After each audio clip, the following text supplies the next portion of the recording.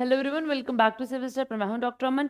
बच्चे, as you all know, HS prelims examination का result आ चुका है और उसी रिजल्ट के साथ साथ एचपीएससी ने एचएस मेंस के पैटर्न में भी थोड़े से चेंजेस किए हैं।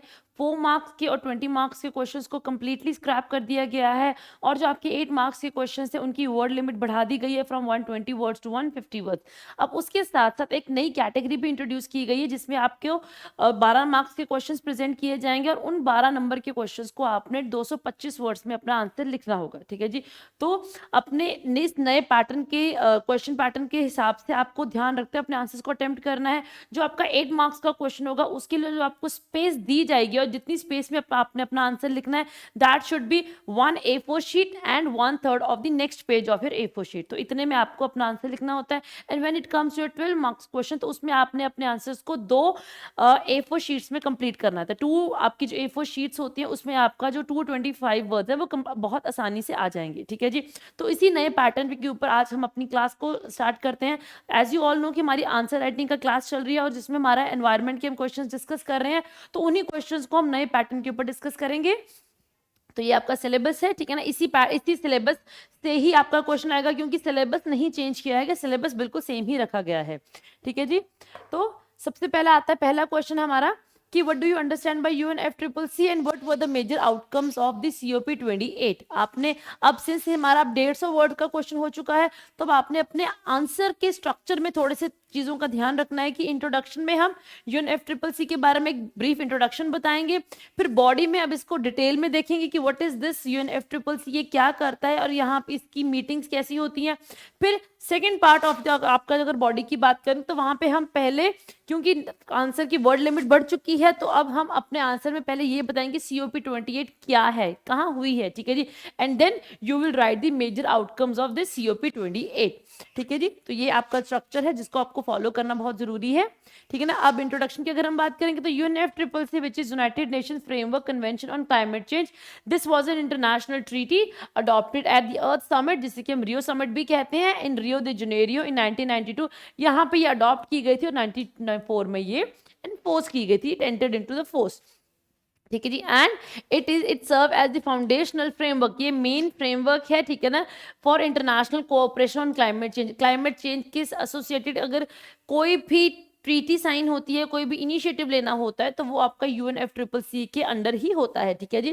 Providing a platform for dialogue, negotiations and collaboration among various countries. ठीक है ना। क्लाइमेट चेंज को एड्रेस करने के लिए जो आपको नेगोशिएशंस होती हैं, कोलैबोरेशंस होती हैं, वो सब कुछ ये UNFCCC के अंडर ही होता है। ठीक है जी। अब इसके अगर हम बॉडी में अगर हम देखें तो ऑब्जेक्टिव क्या है, ऑब्जेक्टिव है to stabilise the green house gas concentrations in our atmosphere to prevent their dangerous interference with the climatic system, कि ग्रीन हाउस गैसेस के लेवल को हमने कम करना है ताकि हमारे अर्थ के एटमॉस्फेयर के क्लाइमेट को कि ज्यादा इंटरफेरेंस ना हो। ठीक है जी। अगर इसकी हम पार्टीज की बात करें तो 197 इसकी मेंबर कंट्रीज हैं। ठीक है जी। And what are the major principle जिनकी बेसिस के ऊपर ये UNFCCC का काम चलता है। So it is like guided by the principles like common but differentiated responsibilities। ठीक है जी। तो इसके यही this is the main principle of UNFCCC, common but differentiated आपकी रिस्पॉन्सिबिलिटीज है कि हर कंट्री इस कहीं ना कहीं उनको इनिशिएटिव्स लेने पड़ेंगे अगर हमने अपनी धरती से, अपने प्लैनेट से क्लाइमेट चेंज के इम्पैक्ट को मिटिगेट करना है और ऑल्टरनेटिव्स ढूंढने हैं। ठीक है ना। So this is the main principle. अगर इसकी हम कमिटमेंट की बात करें तो it requires the parties to submit their national communications. ठीक है ना। But it does not impose any binding targets. ठीक है ना। पहली बार जो क्योटो प्रोटोकॉल हुआ था वहां पे बाइंडिंग टारगेट्स दिए गए थे। उसके बाद पेरिस अग्रीमेंट में वहां पे हर कंट्री ने अपने नेशनली डिटरमाइंड कॉन्ट्रीब्यूशंस दिए थे। तो उसी पैटर्न पे अब हर कंट्री अपने लेवल के ऊपर अपने इंटेंशन के अकॉर्डिंगली अपनी कॉन्ट्रीब्यूशंस देते हैं। ठीक है जी। इसकी जो मीटिंग्स होती हैं उन्हें COP मीटिंग्स बोला जाता है, कॉन्फ्रेंस ऑफ पार्टीज होती हैं। ठीक है ना। अब COP 28 की बात करें तो जो COP 28 था, तो 28 कॉन्फ्रेंस ऑफ पार्टीज ये हुआ था आपका एंड दुबई, आपके UAE में। ठीक है ना। तो दुबई में आपकी COP 28 होके हटी है, विच इज इन December 23 में हुआ था।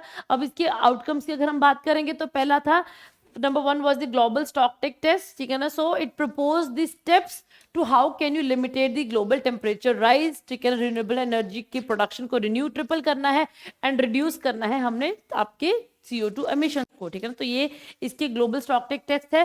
फिर उसके बाद the second thing was it focused upon transitioning away from your fossil fuels, ठीक है ना। So then global goal on adaptation, so it focus on adaptive capabilities and doubling the adaptation on finance and settling 2030 target, कि आपने कैसे adaptive measures लेने हैं, आपने अपनी जितने भी आपके पास इनिशिएटिव्स हैं, न्यू इनिशिएटिव्स हैं, उनको आपने डबल करने की जरूरत है। देन क्लाइमेट फाइनेंसिंग की बात हुई थी, जिसमें wealthy nations they owe $500 billion by 2025 to the developing countries। तो इन wealthy countries को, इन developed countries को इतना कॉर्पस डिपॉजिट करवाना पड़ेगा ताकि आपकी क्लाइमेट चेंज का जो इम्पैक्ट है on the developing countries and least developed countries वो कम से कम हो सके। Then there was an agreement on loss and damage fund also, इसकी बात तो COP27 में भी हुई है, तो आई बिलीव आपने इसके बारे में बहुत अच्छे से पढ़ा हुआ है, ठीक है जी। Then you know got the global renewables and energy efficiency pledge है, ठीक है ना। यहाँ पे भी कमिटमेंट्स दी गई है कि कैसे हमने दुनिया में एनर्जी एफिशिएंसी को बढ़ाना है, ठीक है जी, और रिन्यूएबल अपने टारगेट्स को कंप्लीट करना है। Then there is a global cooling pledge also, कि कूलिंग हम कह सकते हैं कि वी कैन से कि आपके कूलिंग एमिशंस की वजह से जो आपकी CO2 रिलीज हो रही है उसको भी हमने कम करना है। So that has to be reduced by 68% by 2050 and declaration to triple the nuclear energy, क्योंकि न्यूक्लियर एनर्जी भी एक आपकी नॉन रिन्यूएबल सोर्सेज में आती है, सॉरी रिन्यूएबल सोर्सेज में आती है, तो उसको भी हमने उस न्यूक्लियर एनर्जी को भी हमने ट्रिपल आउट करना है, ठीक है जी। तो ये आपकी COP28 के मेजर आउटकम्स हैं।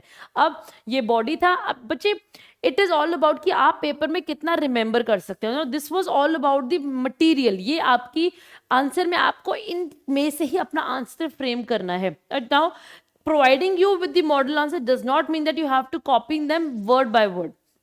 You read the content, you study it, and आपको देखिए कि आपको क्या सूट करता है, कि आपको किस पॉइंट में लिखने में आपको ज़्यादा कंफर्ट लेवल आ रहा है, किस में आप ज़्यादा कंफर्टेबल है, और कौन सा ऐसा पॉइंट है कि अगर आपको लग रहा है कि अगर मैं यहाँ पे मुझसे ये नहीं अच्छे से लिखा जाएगा, तो you read the content, you see the आपके क्वेश्चन, ठीक है ना। अगर आपको लग रहा है कि yes if you are okay with it then go ahead, अगर नहीं लग रहा then look out for any other point, ठीक है ना। बट ये बेसिकली एक मेजर आपका एक फ्रेमवर्क है कि इस तरीके से आपने अपना आंसर लिखना है, ठीक है जी। फिर कंक्लूजन आपने लिखना है कि that these COPs they are very crucial in tackling the like problem of the आपका क्लाइमेट चेंज का, and so by focusing upon the major outcomes of various these COPs the world can go on the path of reducing this climate emissions, ठीक है जी। so you can write your challenge in conclusion in any way possible, जैसे आपको ठीक लग रहा है, but your conclusion has to be very concise and it has to be very crisp। बहुत ज़्यादा लंबे पैराग्राफ्स नहीं लिखने होते हैं, छोटा लिखना है कंक्लूजन, क्योंकि कंक्लूजन आपको basically your ending your answer, your summarising your answer, तो बहुत छोटा हो, जितना छोटा होगा उतना टीचर के लिए, ठीक है ना, ईजी होगा उस चीज़ को एक्सेप्ट करना, ठीक है जी। अब आएगा आपका बड़ा क्वेश्चन आता है, ठीक है ना, which is your 12 marks question. So आपका जो 12 मार्क्स का क्वेश्चन आता है, this is explain climate change and different factors which are contributing towards climate change, also discuss the measures that can reduce the impact of climate change. तो ये आपका major question है। Climate change क्या है, ठीक है जी, पहला पार्ट है। Then factors which are responsible for climate change, तो ये भी हमने देखना है। Then discuss the measures which can reduce the impact of climate change। अब ये 3 पार्ट्स में आपका क्वेश्चन है। तो हम करेंगे क्या, पहले हम अपने इंट्रोडक्शन में लिख देंगे कि व्हाट इज क्लाइमेट चेंज। तो इंट्रोडक्शन में आप लिखोगे क्लाइमेट चेंज क्या है, ठीक है। अब यहाँ पे हमने 225 वर्ड्स में लिखना है, तो हमारा आंसर 8 नंबर वाले आंसर से बड़ा होगा, ठीक है जी। तो इंट्रोडक्शन में क्लाइमेट चेंज आएगा। फिर बॉडी में हम क्या करेंगे, पहले हम करेंगे कि factors which are responsible for this climate change, वो हम पहले पार्ट होगा हमारी बॉडी का। फिर सेकेंड पार्ट में हम डिस्कस करेंगे इम्पैक्ट क्या होगा क्लाइमेट चेंज का, ठीक है ना। जब तक इम्पैक्ट नहीं बताएंगे तब तक हम मेजर्स पे नहीं पहुंच सकते हैं। तो पहले लिखो फैक्टर्स क्या हैं, किसकी वजह से क्लाइमेट चेंज हो रहा है, फिर लिखो क्लाइमेट चेंज की वजह से इम्पैक्ट क्या हो रहा है, ठीक है ना। फिर उसके बाद आप लिखे कि what all measures can be taken up to reduce that impact of climate change, ठीक है ना। and then conclude your answer by summarizing it by simply way forward or summarizing your answer, ठीक है ना, जैसे आपको ज्यादा कंफर्टेबल लग रहा है, ठीक है। so what is climate change? So this refers to a significant and a long term shift in the global or the regional climatic patterns। जब आपके long duration में, लंबे टाइम तक जब आपके climate change के impact आपका बेसिकली आपकी जितनी भी इंडस्ट्रियल एक्टिविटीज है या फिर ह्यूमन लेड एक्टिविटीज है, उनकी एक्टिविटीज की वजह से अर्थ के क्लाइमेट के ऊपर over a period of time जो इम्पैक्ट आता है उसे हम क्लाइमेट चेंज कहते हैं, ठीक है जी। सो यहाँ पे आपका चेंज टेम्परेचर में चेंज आएगा, प्रेसिपिटेशन लेवल में चेंज आएगा, सी लेवल्स में चेंज आएगा और एक्सट्रीम वेदर इवेंट्स में भी चेंज आएगा। अगर मैं एक्सट्रीम वेदर इवेंट्स की बात करूँ तो हम एग्जाम्पल ले लीजिए थंडरस्टॉर्म का, क्लाउड बर्स्ट का, साइक्लोन्स का। जब पहले before the pre industrialisation level ये एक्सट्रीम इवेंट्स बहुत कम होते थे, ठीक है ना। अब क्या है, आपकी ये जो जितने भी आपकी ये एक्सट्रीम इवेंट्स हैं, इनकी इंटेंसिटी भी बढ़ गई है, इनकी फ्रीक्वेंसी भी बढ़ गई है, ठीक है जी। तो ये आपका solely and wholly responsible of climate change है, ठीक है जी। So this climate change includes both global warming also, ठीक है ना, and then global warming because of the human activities and the resulting large scale shift in the weather pattern, ठीक है ना। तो इस ग्लोबल आपकी क्लाइमेट चेंज में सब कुछ आता है।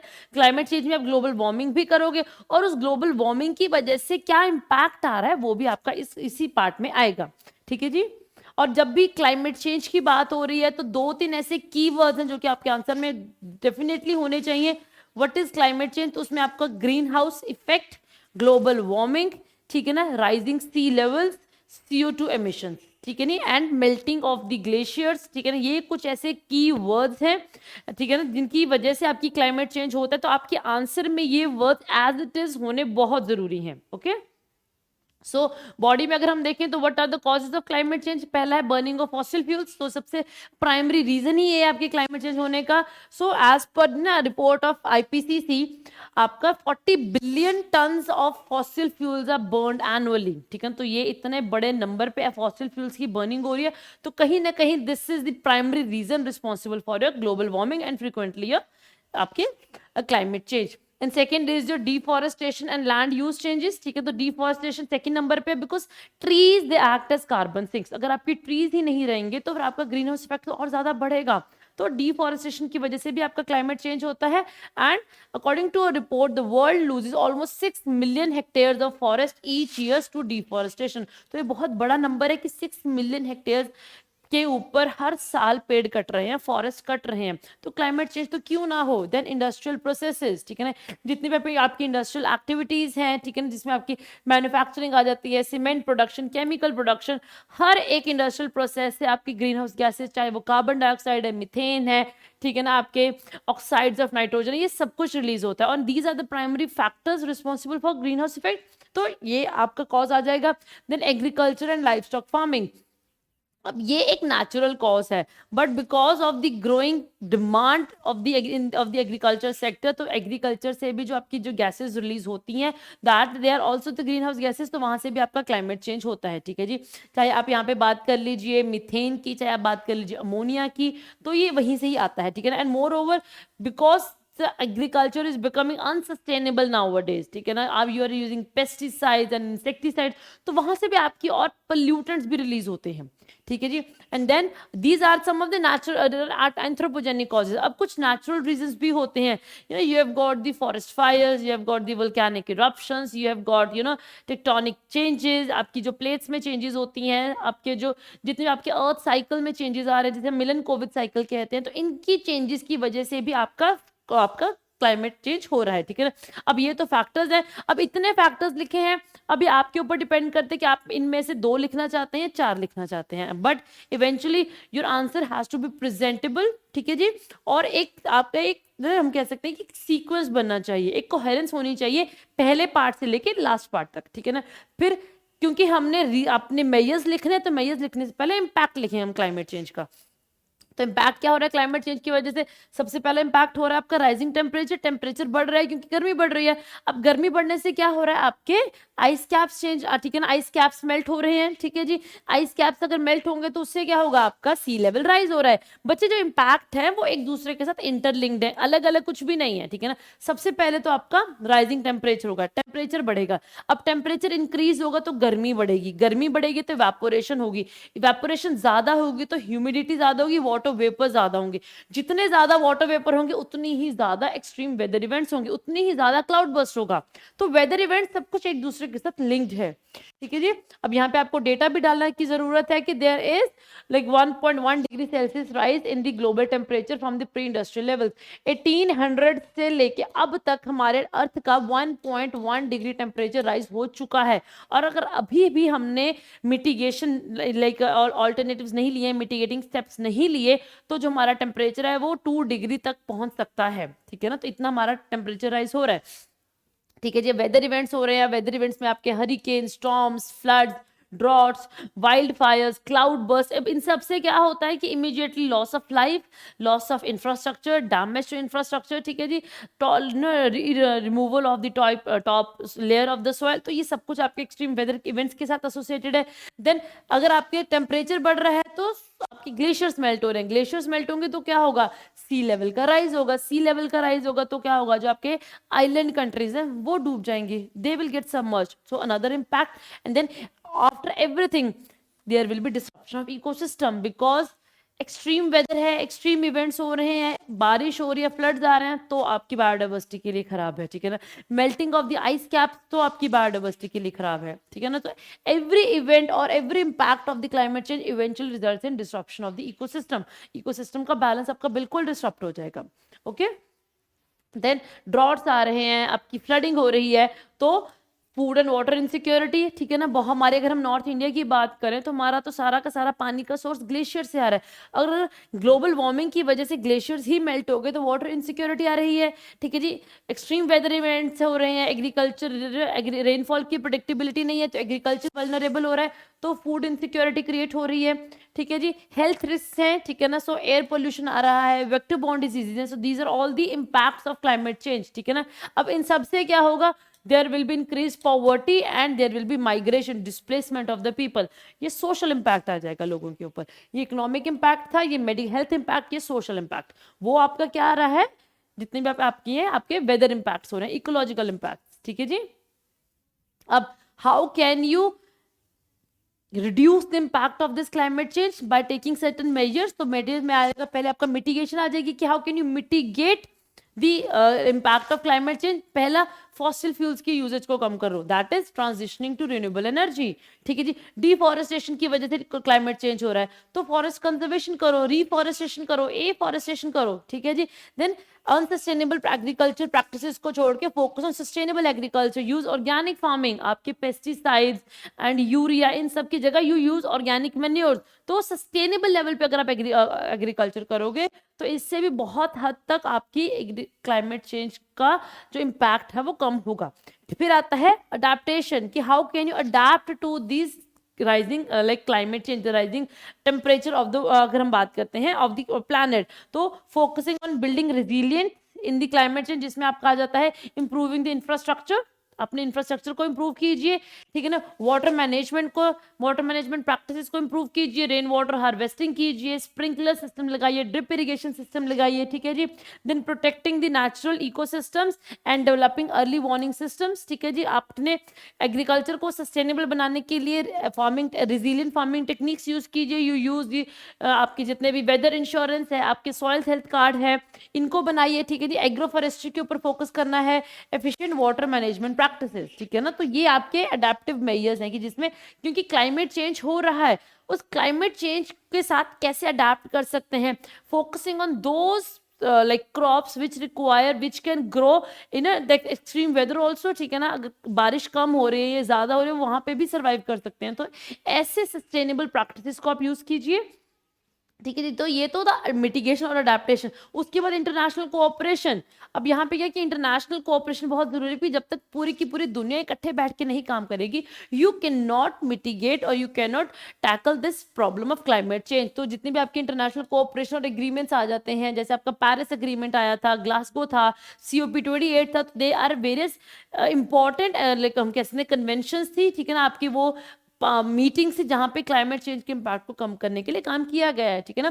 That is first. देन यहाँ पे आपकी टेक्नोलॉजी ट्रांसफर के ऊपर बात की गई थी, फाइनेंशियल सपोर्ट के ऊपर बात की गई थी, example loss and climate damage fund है, ठीक है ना।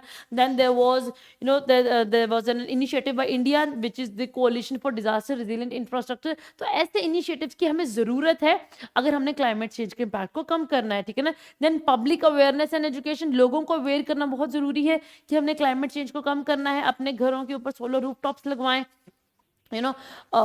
taking initiatives to conserve water, and then using not using the fossil fuels and working towards using the EV vehicles and your CNG vehicles, ताकि जो आपके जितने भी ग्रीन हाउस गैसेस हैं उनका जो रिलीज है कम से कम हो सके। उसके बाद रिसर्च और इनोवेशन के ऊपर फोकस करना, नई टेक्नोलॉजीज के ऊपर काम करना, नई टेक्नोलॉजीज को बनाना, उनके ऊपर उनकी रिसर्च करने की कैसे हम इस क्लाइमेट चेंज की वजह से जो चेंज आ रहे हैं, ठीक है ना, ग्लोबल वार्मिंग हो रही है, आप उसको कम करने के लिए और क्या इनोवेशन कर सकते हैं, तो उसके ऊपर फोकस करना है। And focusing on sustainable development, जैसे आपकी सस्टेनेबल हैबिटेट के ऊपर जाना, रिफॉरेस्टेशन जाना, circular economy of water, that is a very good thing, ठीक है ना। Then working towards that intersectoral cooperation and coordination, multiple sectoral level के ऊपर आपने कोऑर्डिनेशन करनी बहुत जरूरी है। जब तक कोऑर्डिनेशन नहीं होगी तब तक आप, हाँ, क्योंकि इम्पैक्ट तो हर सेक्टर के ऊपर हो रहा है, तो जब तक सभी सेक्टर्स को इकट्ठे हम लेके नहीं चलेंगे तब तक हम इस क्लाइमेट चेंज के इम्पैक्ट के साथ अच्छे से डील नहीं कर पाएंगे, ठीक है जी। So this was all about the body and how can you conclude it, that simply summarise everything, that dealing with climate change requires a comprehensive and coordinated approach, ठीक है ना, to address the underlying causes, mitigating its impact and building the resilient in communities and infrastructure so that we are able to create a sustainable and a livable future for all, ठीक है ना। Simply summarizing everything which you have written in the body part of your answer, ठीक है जी। Clear है बच्चे? Okay, तो that's all for the environment.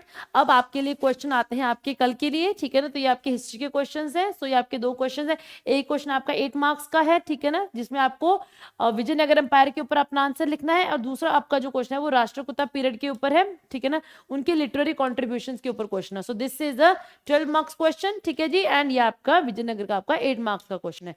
ये इसकी हिंदी ट्रांसलेशन है, तो अगर जो बच्चे हिंदी में अपना आंसर लिखना चाहते हैं तो इस पे ये यहाँ से अपने क्वेश्चंस देख सकते हैं, और अपने जो जितने भी आपके आंसर्स होंगे, so you can present your answer at this link, ठीक है ना। यहाँ पे आप अपना आंसर सबमिट कर सकते हैं, and your answers will be evaluated by the concern authorities, ठीक है जी। So that's all for today. I hope आपको आज की क्लास समझ आई है, एंड अगर आपको कोई भी आपका डाउट है वो क्लियर हुआ है। अगर इन केस फिर भी आपको कोई डाउट है, then feel free to connect to us, ठीक है जी। So that's all for today. Till then, goodbye, take care and thank you, and all the very best for your mains examination. Thank you.